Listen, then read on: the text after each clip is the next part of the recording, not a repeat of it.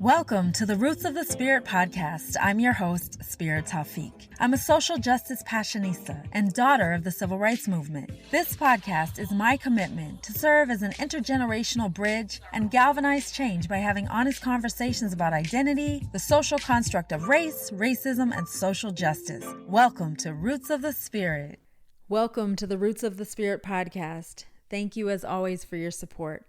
I feel so fortunate to say that the Roots of the Spirit podcast and community has garnered so many new listeners and supporters from around the globe in recent weeks, and for that I am extremely grateful. So I just want to extend a very special welcome to everyone who's new to the community. Just as a refresher, you can find the Roots of the Spirit podcast on Apple Podcasts, SoundCloud, Stitcher, and on my website at www.rootsofthespirit.com. We also have a Facebook page and community. So please get in touch with us in one or more of those ways. And if you like the Roots of the Spirit podcast, it would be so greatly appreciated if you can leave a review on Apple Podcasts. I would really, really appreciate that. Today, you're in for a very special treat. I had the golden opportunity to speak to a passionate group of young people who make up the Reform Revolution Project. So excited to get into the episode. It all started out when my friend and fellow freedom fighter and anti-racism trainer, Alicia Vosberg, sent me a message saying that she wanted to introduce me to a young, passionate social justice educator who was launching her own anti-racism and social justice education platform. And because I love and wholeheartedly support young people, especially young activists, they are definitely my heart. I totally jumped at the opportunity. So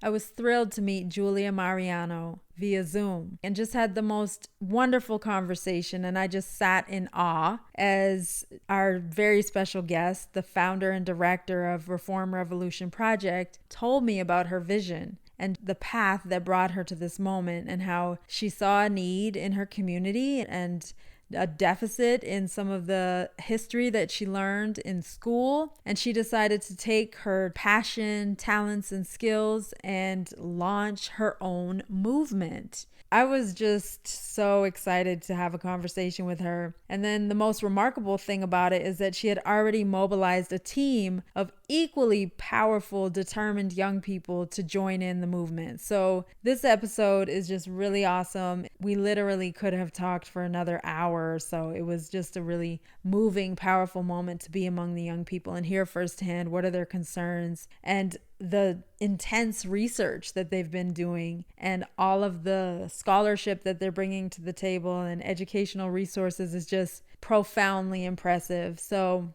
although you're going to meet the other young freedom fighters once we dive into the episode, I just want to introduce Julia Mariano to lead us into the conversation. She is the founder and director of Reform Revolution Project. She has always believed in accessible and uncensored education. She created Reform Revolution Project to start teaching the hard history that many choose not to learn or never get the opportunity to learn. She hopes Reform Revolution Project can create a conducive and inclusive learning environment for all. Some members of the project couldn't make it to the interview, but are just as passionate about their work and the movement. As if these young people weren't awesome enough, I just thought it was really amazing that they strategically decided to launch their movement and campaign on Juneteenth. Without further ado, please join me in welcoming Julia, Avia, Alex, Cami, Ruth, Samantha, and educator mentor, Alicia. I'd like to welcome the members of the Reform Revolution Project to the Roots of the Spirit podcast. This is a super awesome, unique experience because it's my very first group interview. And also I have to say that out of the many interviews that I have, I only have one other interview with a youth activist. So this is really special to me and I'm so excited to engage in this way with you.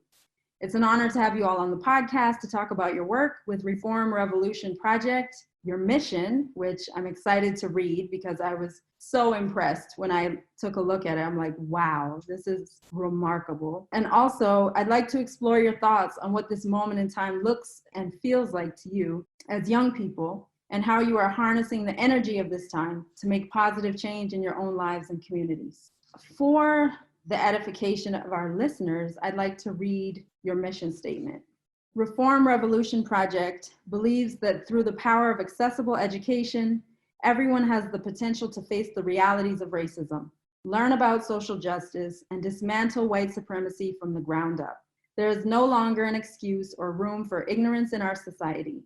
Adopting a growth mindset is for everyone. We hope to provide resources and practical tools to help you educate yourself, educate others, learn how to be actively anti-racist, and understand the importance of participation through activism and engaging in civic duties, created for lifelong learners by lifelong learners. Wow, it's amazing. I'm just so excited about the fact that you as young people have made that commitment to look at this in the long run, to look at it as a marathon instead of a sprint. That's really, really impressive. So let's go around and introduce one another, if you'd be so kind. So can we start with you, Julia?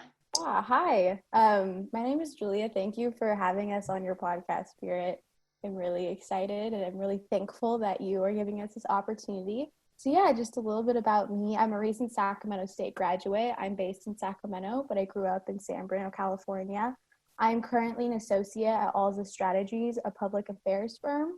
And I've had a lot of experience in legislative work. I was an assistant to an assembly member in the California State Capitol. And I was also a volunteer on campus as a peer academic resource mentor for political science students. So I kind of, really believed in accessible education for all, and also personalized education as well, because not everybody learns the same way. During my time in university, I also joined the hashtag Fight for Her campaign as well, which advocated for the Global Health Empowerment Rights Act. I also feel like my journey towards activism was a little bit backwards. I started off in legislative work and then I threw myself into activism, while usually it's the other way around. But I felt like while my time in the legislature, I noticed so many voices being silenced, and it really was a big wake-up call to me. And I felt like it was my duty as an ally to do something about the current state of our country this past few years. In my lifetime, I'm only 21 years old. I'm quite young. So as much as I can offer, I will bring to the table. So that's that. It's wonderful. Thank you and welcome. And thanks for setting this up. It's amazing. Thank you. I'm going to pitch it off to Sam. Hi, thank you again. My name is Samantha. Thank you for having us on this podcast. Like Julia said, I'm super excited for our campaign and getting to talk with you today. I am currently going into my third year at Sac State as a communications major. Right now, I currently work with Project Optimism in Sacramento. I'm based in Sacramento, which is like a youth initiative program that helps kids learn leadership and learn different skills in school. And so I'm really, an emphasis on education for me is super important. I've also worked with Young Invincibles. That's where I met Ruth, which is kind of a social advocate program where we get to kind of talk about higher ed. We get to talk about policy, different kind of legislative, different things. And so I just did that this past year with Ruth. And so that really kind of opened my mind up to advocacy and social justice. And I mean, for my whole life, I've had a passion for that. Growing up as a person of color, like in my own struggles that I've faced, I think it just made me want to fight even more for people who don't have a voice. And so I think that's my passion, and I just will continue to do it for the rest of my life. And so, yeah, I'll kick it off to Avia. Hello, everyone. That was a tough act to follow. My name is Avia. I first got to know many of the people in this group through high school, and also a program in particular called Sojourn to the Past. I'm sure we'll talk a bit more about that later, but that was one of the defining moments that opened my eyes up to what activism really looks like, and what the story behind the fairy tale civil rights movement that we're taught as elementary school students actually was. I'm a recent graduate at the University of Michigan. I have a degree in mechanical engineering, and I kind of tacked on a sustainable engineering and front-end product design component to that as well. Really excited to be a part of this group. I'm doing this for myself as much as for everyone else who finds value in it. And I'm really looking forward to this conversation. So thank you, Spirit. And I will pass it along to Alex. Hi, my name's Alex. Like everyone's been saying, thank you so much for having us on this podcast. I'm really excited for our discussions. I'm a recent graduate of UC Davis, recent as in of Friday, and I have a degree in human development and a minor in psychology. And like Avia, I also, my journey educating myself began in Sojourn to the Past, and as a member of our SAFE Club on campus, which is Student Advocates for Freedom and Equality at my high school. And that's kind of where my journey started. And I am just excited to continue educating myself and using the platform that we are slowly creating or quickly creating to help other people like me who want to educate themselves. I'm kicking this off to Cami. Hi, I'm Cami. I'm really happy to be here. I am a recent graduate from UC Davis with a degree in biological sciences and a minor in human rights. My activism also began in high school, going on the Sojourn to the Past trip with half these people, learning about the civil rights movement and some of the lies that were really told about what it was like really opened my eyes, and being able to participate in actively changing the society we live in was pretty eye-opening. I volunteer at UCD Medical Center, and I volunteer also with a group called Global Medical Training, where we provide healthcare to different areas in South and Central America. I am really excited to be able to do my part and try to get some social justice education out there. And I'll kick it off to Ruth. Hi, so I'm Ruth, and I guess I started my journey with social justice in high school as well. I don't think there was a group in particular that really helped me open up to the issues facing my community. I think I just kind of saw really messed up things going on in my high school and in my community in general, and I kind of didn't know how to speak out about it, but I knew it was wrong. And I guess once I got to college, I kind of started learning the historical context of why all of these things are the way they are. And that's kind of when I started involving myself with different groups. I've been doing a lot of work for the past 3 or 4 years with different groups in my hometown, as well as in Sacramento, where I go to school. And yeah, I guess that's about it. That's fantastic. Thank you. Ms. Fosberg, would you like to introduce yourself, or nay? So I'm Alicia. I consider myself an anti-racism educator. I've been teaching high school students history for just finished my 16th year. 4 of the students on this call, 4 of the young people on this call were my students. We have 2 others who couldn't join us who were also my students. Very proud to be their mentor. So my role in RRP is whatever they ask me to do, I do.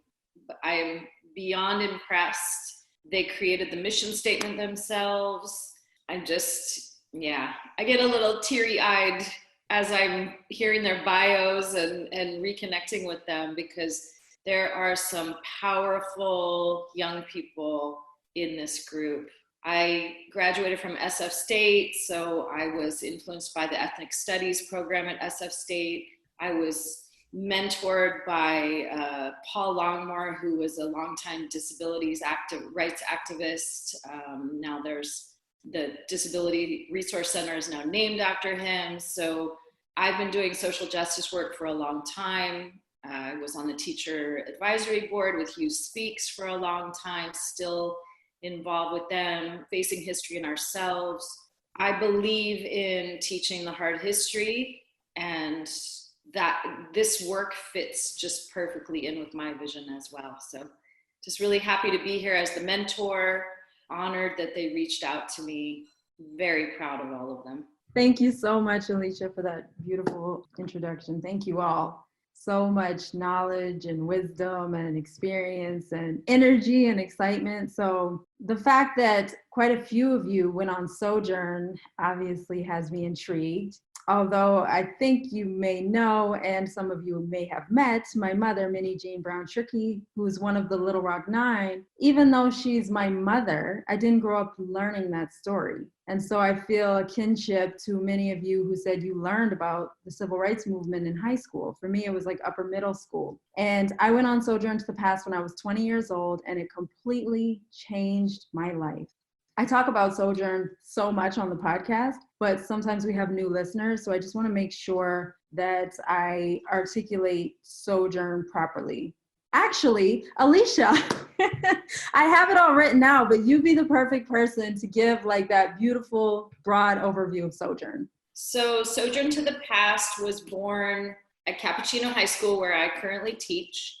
And it was founded by Jeff Steinberg, who is a fellow social studies teacher.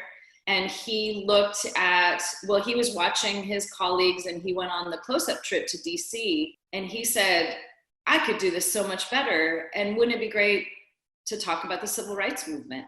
So he started, I think he took 2 or 3 students that first year down to the South. And it is now blossomed into this amazing, amazing program. We travel through the South. Now it's 7 days. It used to be 10 days. Now it's 7 days. And we meet activists, people who are actually on the ground doing the work during the 50s and 60s Black civil rights movement. It is life-changing, amazing. It's steeped in the principles of nonviolence. Students learn and actually observe nonviolence in action on the trip.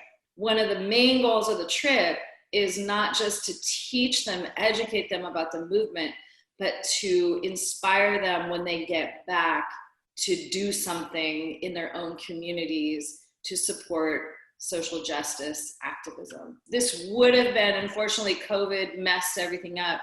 This would have been my 16th year taking students on the trip. So I've gone 15 times, many students over the years. And this group right here is just a microcosm of what the trip does, because I have students reach out to me every day. I have students who became lawyers, social justice lawyers. I have students working in Oakland with Latinx community members. I have students spread out all over the place, and I just have a few. I have a couple hundred. It's an amazing program focused on nonviolence, social justice, activism, but really steeped in the history. So as a historian myself, I love the program because you learn the real history. And a lot of the people we meet are not in our history books. And we meet them, we hug them, we hear their stories, we travel in their footsteps. So it is living history, living activism. Really, for me, it's the quintessential expression of the beloved community, which Dr. King really promoted. I'm so glad that I punted to you, because I actually, I had like a broad snapshot, but that's so much more meaningful and contextualized. And the fact that you've been involved since the beginning is even more amazing. I jotted down notes as you were speaking. A couple things that stood out in my mind are fairy tale civil rights movement. One of you expressed that that's how you deemed your education as it related to civil rights movement before Sojourn to the Past. Also, the word lies was used. And I heard quite a few of you say that you're educating yourself. And for me, that I feel like that's so unfortunate. Why did I have to learn at age 20 about the real stories of American history? Why did it take a very special teacher, a very special trip that's not even integrated into the curriculum? So I'd like to ask, fairy tale civil rights movement, can you expand on that? Sure. That phrase just came to mind in the moment, but I said it because my memories of the civil rights movement, learning about it prior to Sojourn when I was a junior in high school, mostly revolved around MLK speeches and people sitting in places where they weren't allowed to. And, very kind of singular snapshot, single person style stories. And what those stories entirely missed was the context that this was a movement of people, of all kinds of people, and a lot of people. And that, yes, there were some big names, but there's a a movement even of children, you know, who are marching and being put in jails that just does not reach anyone nowadays, as like growing up, learning about it. So Sojourn to me really opened my eyes to the fact that civil rights movement was years and years and years of tough work, and there was a lot of intentional work done up to that time that allowed the space and the culture for that kind of movement to happen. That was my personal take. Thank you. Avia, you mentioned something, you brought up young people. And I'm wondering, for those of you who went on Sojourn, for you to learn about so many young people who were involved in the movement. I know for me, I did not see myself reflected in history books. I'm wondering your perception of learning, kind of unearthing this knowledge of young people at the forefront of the movement. Who would like to take that? Yeah, I would like to add something on that. I actually I was in like the IB program at my school, and I wrote a research paper on the Birmingham Children's March. And something that I think something that I took from that is just how brave the children were, and that they were just going to jail, and just like how much power that they had within themselves, and that they all like got together to do this. And as someone who's like a young person, I think like especially in school, you always are taught to obey authority, and like you don't really deviate from that. And so to see these young people like find power within themselves and be so brave to go out and do that, and even be arrested for it, was something that I think I took away from that, and something that I learned on Sojourn as well, is just to be brave in that you have the power to enact change, and by going out there and being activist. Yeah. Thank you. How did it feel when you discovered that some of what you had been learning from a very early age were actually myths and downright lies? Julia. Yeah, lies is a very big word. And I think misinformation is another big word as well to kind of describe American education with surrounding the civil rights movement, but not even civil rights movement, slavery in general. How did this become a problem here in America? How the United States became to be in the first place? When I was in high school, history was something that was really important to me, but I felt as a biracial Asian American, half Greek woman, I didn't understand a lot of why we were learning what we were learning. It didn't make sense to me. And I think a defining factor that I'm realizing now is that I'm, postgraduate college, I look at what young people are learning till this day is not different from what I've been learning. And if I didn't have Sojourn, and if I didn't have an opportunity to go educate myself and go make myself uncomfortable to understand what it really is to be an American, the byproduct is really sad. I remember recently, because everything is on social media right now, recently Rep. John Lewis was out in DC standing in front of the White House, and it was a very sobering moment to see that happening. And then I was reading that people didn't even know who he was. And it was a moment of like, how did we fail so bad in our education system? And I remember it was just one of those moments where it was like, this is an eye-opening experience that something needs to be done. And it's our duty as young people, as the next generation, to make change, that we need to make those changes. We need to understand that it's our turn, that we need to stop talking about misinformation, and we need to stop painting the picture. And it's okay to make people feel uncomfortable, because that's what really is going to spark that that moment of, oh, that big teachable moment is how to feel uncomfortable. Yeah. Awesome. I don't want to leave you out if you didn't go on Sojourn. So who didn't go on Sojourn? Ruth, even though you didn't go on Sojourn, can you talk to me about your education as it relates to like the history of slavery and the 400 years thereafter, and or the civil rights movement, just in, I guess you could say, in lieu of not going on Sojourn, but I would love to hear your experience. Yeah, of course. I think there's a lot of, like Julia said, misinformation in the American education system. And I think even at like a very, very young age, we're taught that like Christopher Columbus was like this great person. And it was really, really awful to me when I went to Mexico to visit my family that they were talking about him and how awful he was. And I was like, wait, no, he was like pretty cool, right? He like came, discovered the Americas, blah, blah, blah.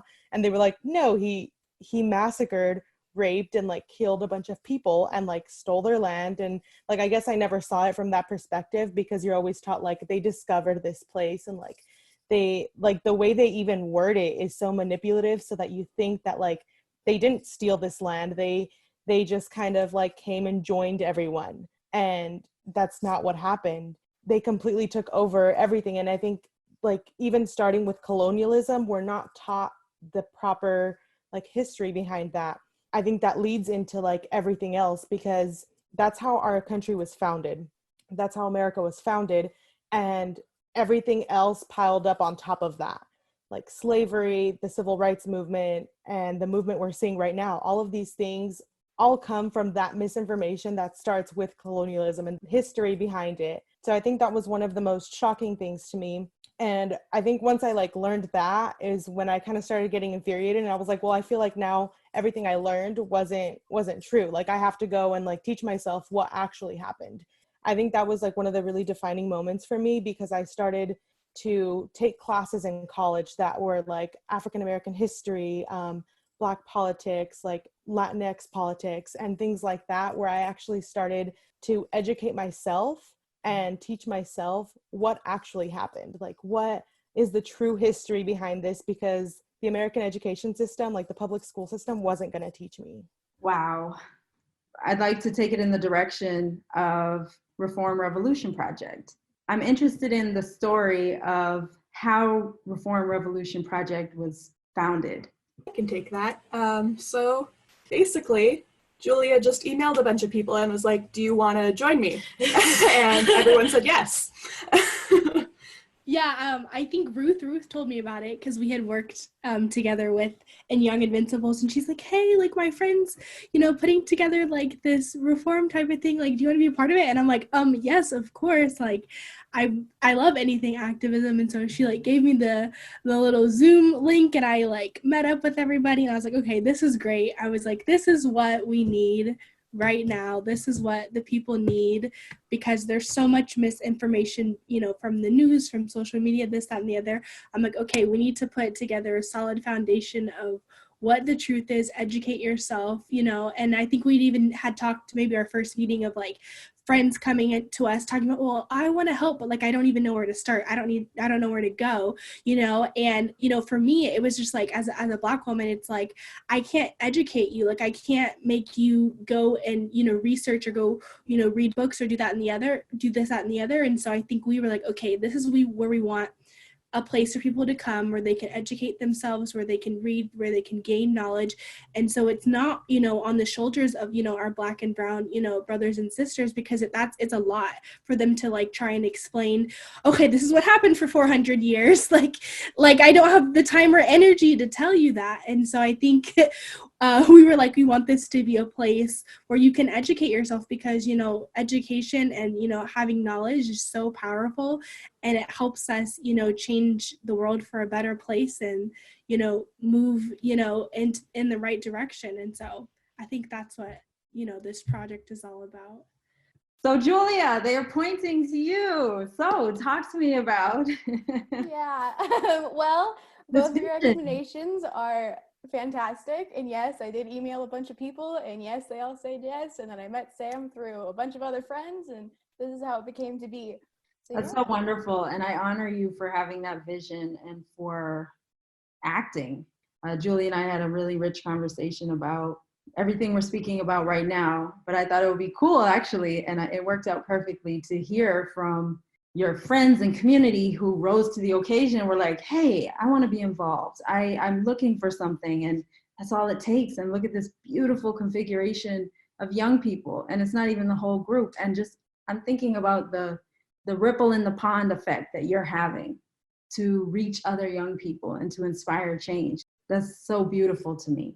Who would like to dive in a little deeper into the various components of your project and your campaign, because it's vast and it's amazing. You have curriculum, you have how to talk to children about racism, you have legislative actions, police brutality, like it's a wide net. And I'm just curious, like, how do you prioritize different initiatives, and what are they exactly, just for our listeners' sake? Julia. I'll just kick it off. So yeah, there's a lot going on. Initially, when I had this idea and when we all got together as a group, this was just going to be a 2-week information campaign, super quick and a flash. And then literally immediately after our first meeting, there was just way too much to talk about. We didn't want to keep this as a temporary fix. This was not a Band-Aid. This is something that we're really dedicated to doing. So some of our topics that we do and we are planning to discuss, again, you did touch upon like tools for students and parents to teach their children. I think now more than ever, since everyone is in lockdown, schools are closed, it's summertime, it's really important to take time to, start kids young to understand what the truth is. That's a really important thing. We're doing some pieces on mental health and self-care and how to have longevity and activism, which I know your mother had talked about before in a Q&A that I was on, which is also a very important thing to remember because it's a very traumatizing time for a lot of people. Again, supporting Black-owned businesses, what to boycott, racial justice organizations, bail funds, petitions, things to uplift, things that we need to focus on. We also are doing a piece on policing, how policing became to be, how it became integrated into our communities, who was it really meant for, and what defunding the police really does mean, redefining the term as reallocating money to things that we need, like education, like community centers and resources. I think everybody has a different background in this group on what we have done. So yeah, someone can take it away from me and kind of discuss their interests and topics and what they want to talk about from their background in their own life. So yeah, I'm going to pass it off to someone. Ruth, was that a hand or no? It was not, but I'll definitely go ahead and get started, I guess. So I'm a political science major at Sac State, so I'm very interested in the political aspect of things. And I've also done work with like the DNC before. So just getting on the like electoral politics of it, I think is really, really important. I think it's also really important to acknowledge that even the electoral politics in this country weren't made for people of color. So taking back that power, electing people who represent us, electing people who not only visually represent us, who look like us, but who actually represent our needs. Because a lot of times we get politicians who do look like us, but they don't actually advocate for our needs. So I think that's, we're also going to be doing a few days talking about, writing to your representative who like local elected officials who have influence over police brutality and who have influence over how the police system in your county works or in your city works. So like who to vote for, or I guess which positions to look at when you're thinking about voting in local elections regarding police brutality. And so those are some of the things that I'm really interested in talking about. I'm really excited to talk about because a lot of people don't really look at these types of elections when they think of voting. Most people think about the presidential. And when they think on a smaller scale, sometimes they just think about their like congressmen. They don't think about their state representatives, their assembly members, their Senate members. And I think it's really important for people to start really realizing that these positions also hold power and are the ones who are going to influence our daily lives more. Yeah. Amazing. Does anyone else want to chime in terms of like your concentrated area of passion pertaining to the project? I can go really quick. So a lot of my background from school is in psychology and in mental health. And something that I want to better understand is how this is affecting people's mental health. And so that's one of the topics that I'm going to be researching and that we're eventually going to be posting about. And then additionally to that, I'm also going to be talking about like bail funds, petitions, and ways to donate, and also podcasts, books, and movies to educate yourself, because that's one of the things that I first looked to try to educate myself before this whole thing, like when this whole thing first started. And so listening to podcasts and books and looking for ways to contribute donation wise and signing petitions. And so that's kind of why I've gravitated toward those topics. And those are the things that I'm going to be, or my group is going to eventually be posting about in the future. How amazing. I mean, clearly you see the intersections of all of these facets of your organization and how they kind of work together and the importance of them. Black Lives Matter. I was just going to say period after that, but yeah, I don't know if there's too much more to say at this point. Black Lives Matter, and it's been really interesting to see how that phrase has grown and been embraced in the last few weeks, because I remember hearing about it in high school as like a 13, 14-year-old, and getting the idea but not really understanding what the movement's ultimate goal was and why it was fully necessary. And so now, as a 21-year-old, seeing what it's kind of morphed into is really inspiring.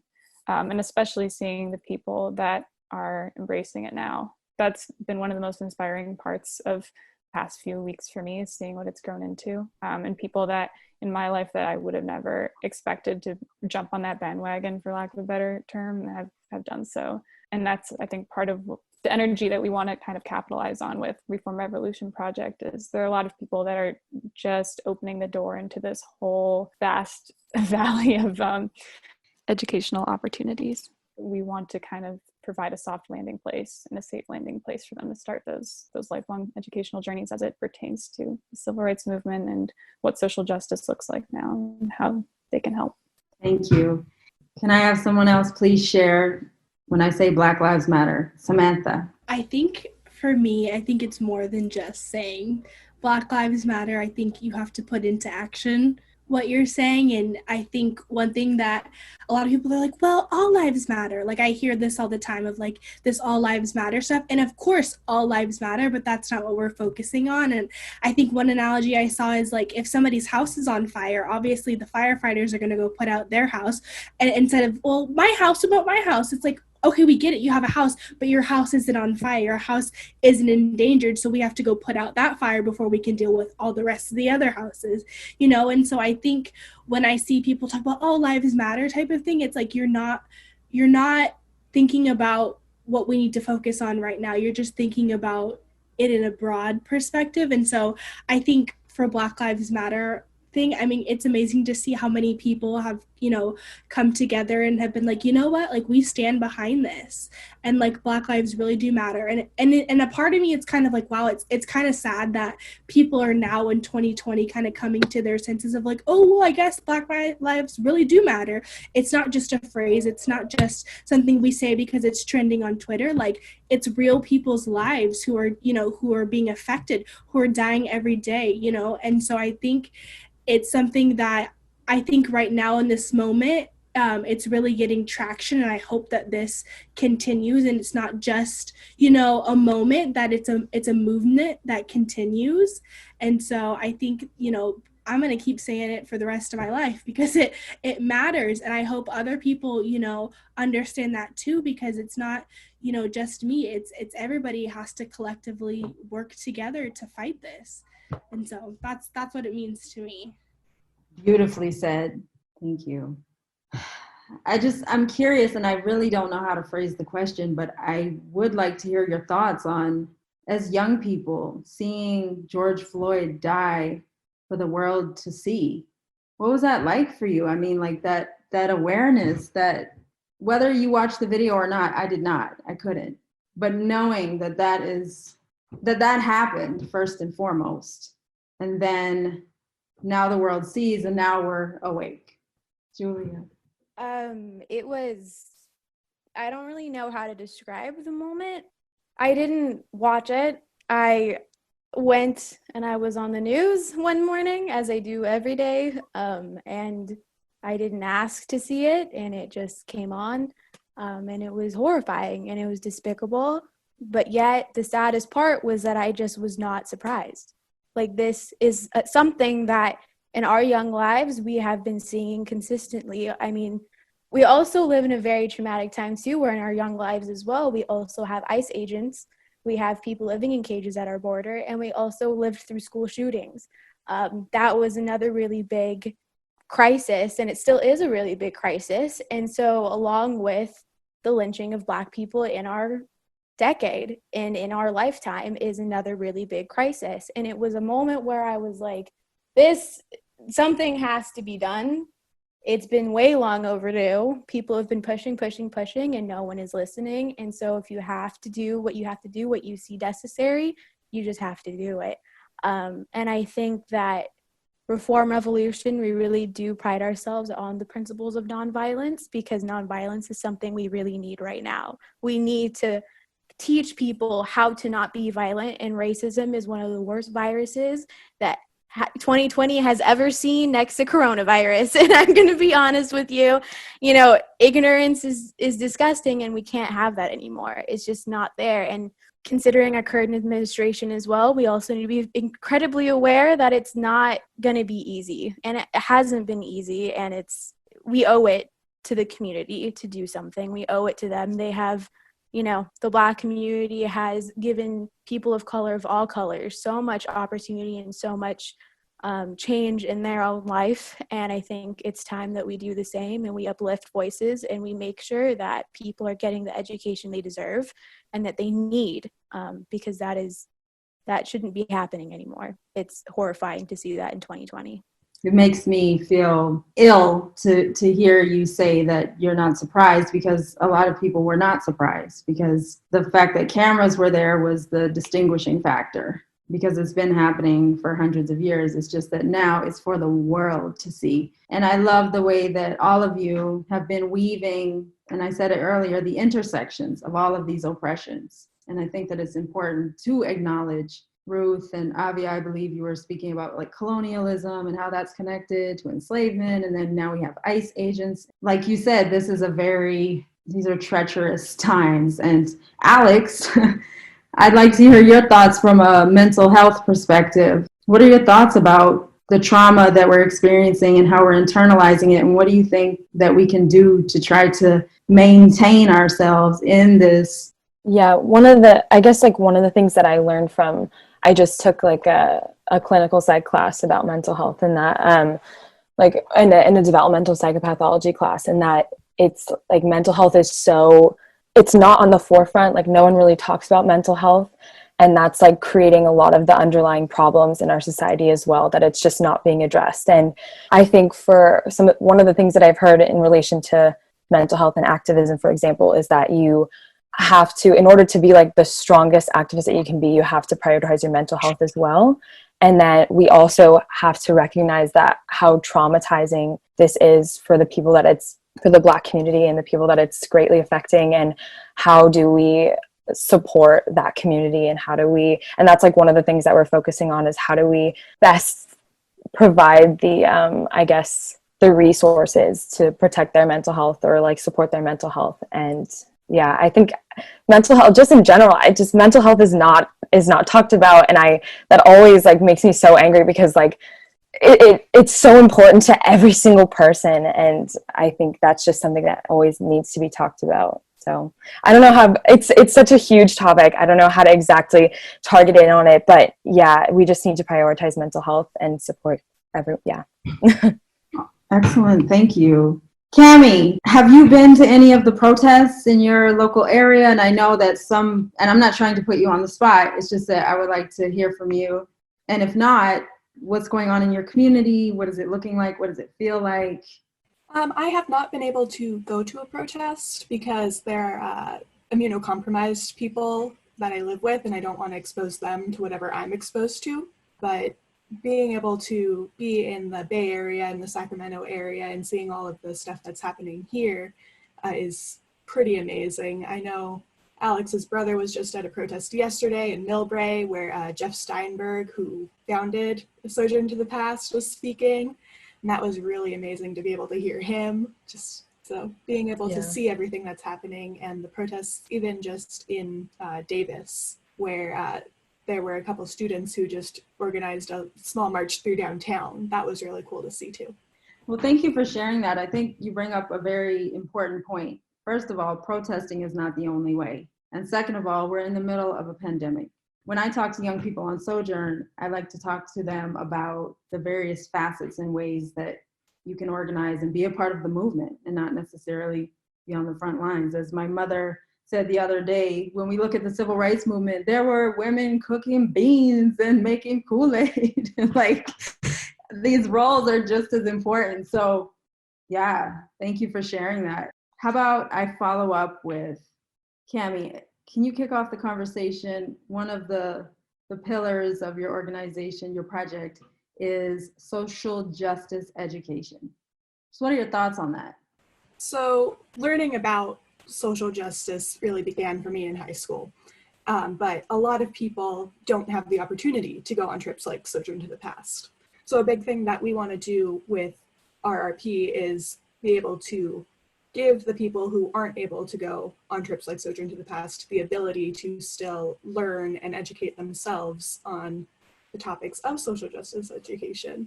Awesome. Do you have plans to try to institutionalize the curriculum that you're building, like somehow get it into the curriculum that's pre-existing and make it mandatory learning? That is a really great question. So, going back again, I was a mentor at Sacramento State for the political science department. I worked with 2 freshmen. I had 3 in total, and I had them for a year. And we had a lot of discussions. I was there to help them with homework help, obviously. But a lot of our meetings were about social justice issues, how to get involved. And they also were teaching me what they were doing. And I was thinking about it. This is a implementation of my program at school. This isn't something that is taught. It's not a class. We're in college, so we're offered more curriculum on social justice, like Black history, how to be activists, things like that. But when you're in high school, that's not something, even elementary school, that's not something that you get. One of my first projects, actually, when I was an assistant in the legislature, was offering up an idea to make civic education and have social justice as a mandatory option for that. It was something that I really, really want to push. I think it's mandatory. I think it's needed. I think it's necessary. And if there is a way in the future for this to be able to be pushed upon in that area of social justice education, especially now because, you know, schools are closed for, temporarily, students are at home, just making even our own curriculum for parents to do with their children and for teenagers to do with themselves and even educate their parents would be a great thing for us in the long term. That's definitely something that I would really, really love to see Reform Revolution push and be a part of, because it's necessary. It's definitely necessary.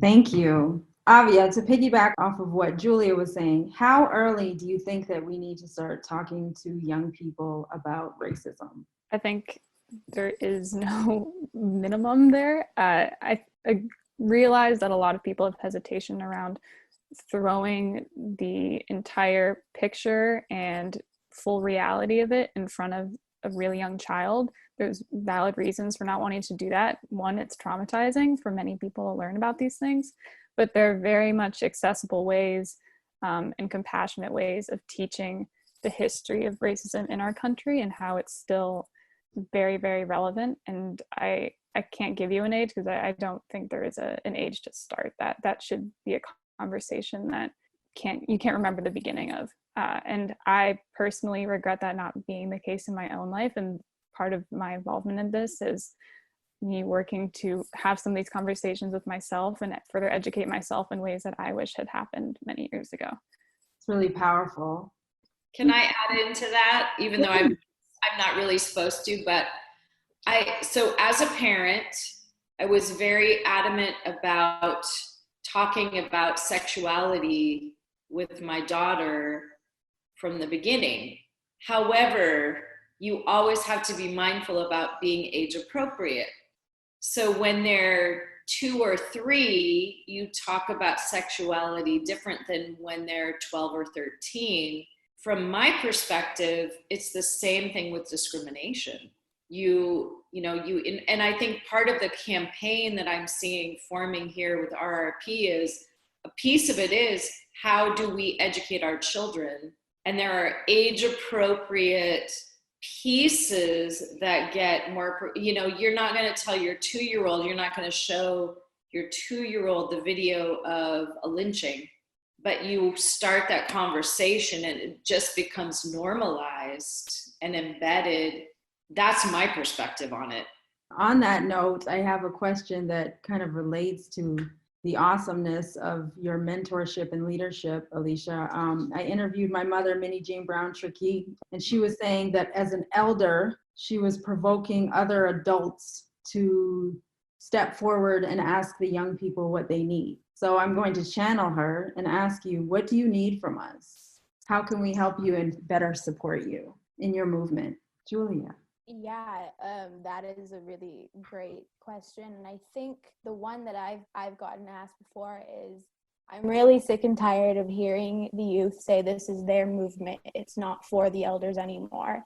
That is not what we're trying to do at all. And I want to kind of clear that up, because we're here understanding all of the work that your mom and the generational gap has provided for us. We would not be here if it wasn't for the work that has already been done. We're merely here just to support and to be able to keep it going and keep the ball rolling and keep the education going, keep the activism there. And I guess the thing I would ask for you guys is just support us, and just really listen with active ears, and understand that it's new to a lot of us. Young people, we're young. We don't have a lot of wisdom yet. We're not as wise as we could be, but we're learning as we go along, and we're making sure that every step of the way, that is very important, and it's very necessary that we do the things that we do. And as long as we feel that we have the wisdom and the support, we're also here listening with active ears as well. So just being active listeners, and also just being active support as well. And what you, Spirit, and what Alicia has done for us, this is exactly what we need. We need this kind of platform. We need this kind of support, I guess. I can't think of another word of support, but that's exactly what you guys are doing. You're supporting us in our mission to do what we are set on this earth to do right now. It's beautiful the way you articulate the intergenerational connection with the movement, and that we need each other. There's so much give and take that really needs to take place. Thank you. Samantha, can you give us your thoughts on what we can do to support you?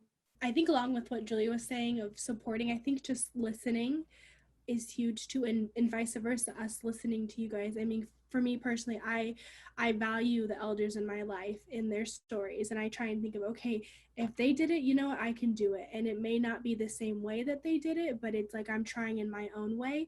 And so I think sometimes we get caught up on how the certain method should be or the way it should go. But I think if we're trying and we're moving towards a goal, I think that's what matters. So I think just listening with open ears, and just being open to new ideas and new ways and patterns maybe that haven't been done before, I think is important. But yeah, support is everything.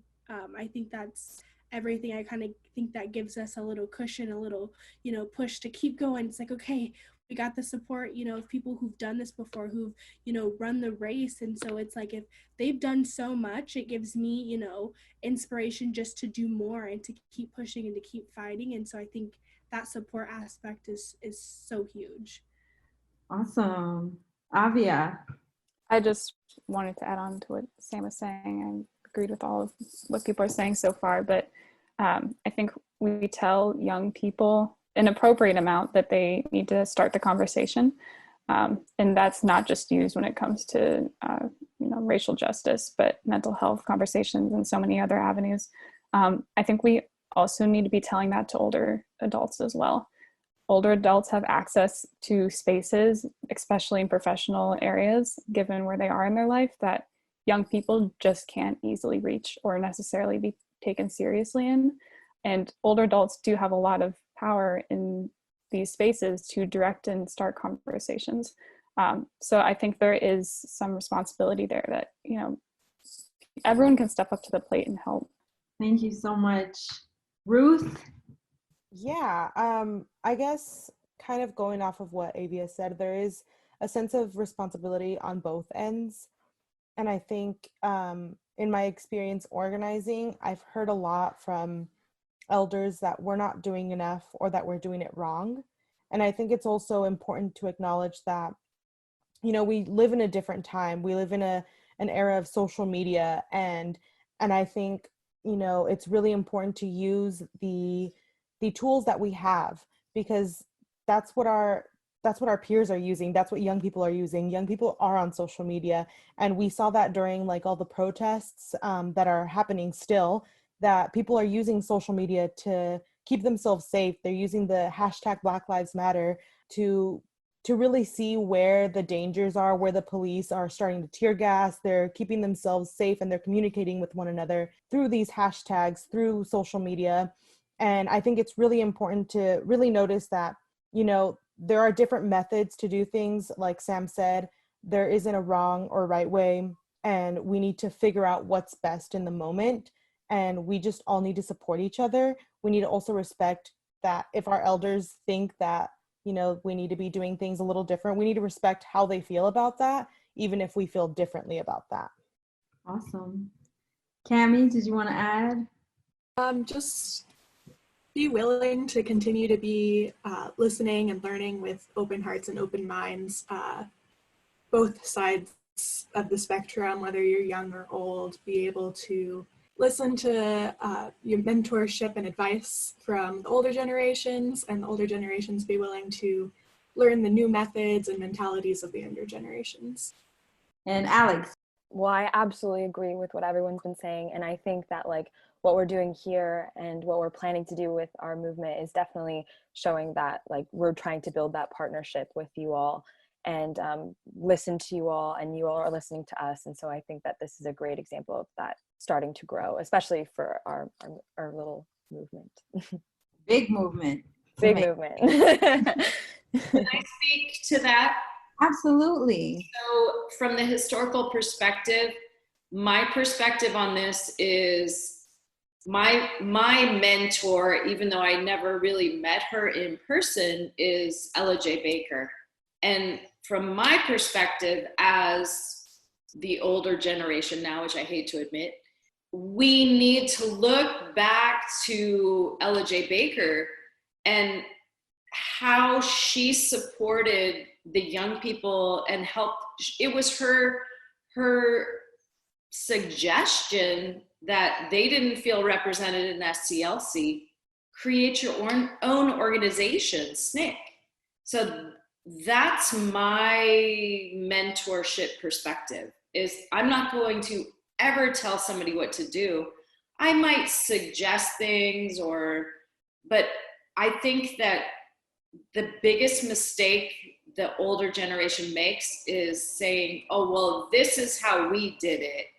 No, the world in 2020 is different than when I grew up. I love the innovation. It's providing that support, but letting you run with your new ideas. That's how I see it. So I kick it back to Ella, what would Ella J. Baker do? That's kind of always in my head when I'm in my classroom, when I'm in here with all of you, any young person who's trying to make change. It's not about me anymore. It's not about us, older generation. It's about how can we pass it down to you, but help you. We're like the bubble around you. I always say, I'm making the copies and I'm making the coffee. That's my job. That's awesome. I'm like living vicariously. I'm getting my 20s back by having this conversation, but then there are reality checks. I am so infused with passion and excitement and energy from your energy and your agency and your vision. I mean, what I would like to let you know is that in light of supporting you, I am totally here for you in whatever capacity that can be. So we can have conversations about that offline. But I really am proud of your work, and I feel so honored to have this moment to get to know you. Unfortunately, we could go on for another 20 hours because everything you're saying is so enriching. But unfortunately, we're going to bring it in. Julia, if I can ask you to give kind of a quick overview or a broad overview of your project and campaign that you'll be rolling out, and how our listeners can support you as well, and how they can become involved and engaged with your movement. Yeah, great question. So we are going to be launching our Instagram page on June 19th, which is also Juneteenth, for a lot of important reasons that we'll be discussing on our Instagram page. So you can follow us at Reform Revolution Project on Instagram. If you are interested in getting involved in small ways, we have a role for every single person. You can email us at reformrevolutionproject@gmail.com. It's all in lowercase.